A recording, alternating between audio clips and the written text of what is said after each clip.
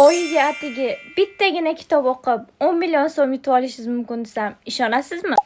Ishonishingizga ham to'g'ri keladi. Chunki shunaqa tanlov rostdan ham mavjud. Videoni oxirigacha ko'rsanglar, men sizlarga bu tanlovga qanaqa qatnashish kerakligini o'rgatib ketaman. Yoshlar ishlari agentligi va mutolaa loyihasi aynan shu tanlovga Top 100 kitobxon tanloviga start berdi. Bu tanlovda 14 yoshdan 30 yoshgacha bo'lganlar qatnashishi mumkin. Ular 7 oy davomida kitob o'qiydilar, oyiga bittadan. Tasavvur qilasizlarmi? Atiga bittadan. Tanlov oxirida eng yuqori natijalarni ko'rsatgan 100 ta ishtirokchiga 10 million so'mdan pul mukofoti beriladi. Xo'sh, bu tanlovda ishtirok etish uchun nima qilish kerak? Aynan shu ilovani, mutolaa ilovasini yuklab olasiz. Bu ilovaga kirishingiz bilan aynan shunaqa joy chiqadi. Ya'ni boya aytib o'tganimdek, Top 100 kitobxon tanlovi. Qolgan barcha shartlar va qo'shimcha ball yig'ish sirlarini aynan shu yerdan topsangiz bo'ladi. Yana bitta sir aytib ketaman, oyda bitta emas, undan ko'proq kitob o'qisangiz sizga qo'shimcha ball yig'iladi. Men o'ylaymanki, bu kitobxonlar, hattoki umuman kitob o'qimaydiganlar uchun ham juda ham zo'r imkoniyat. Chunki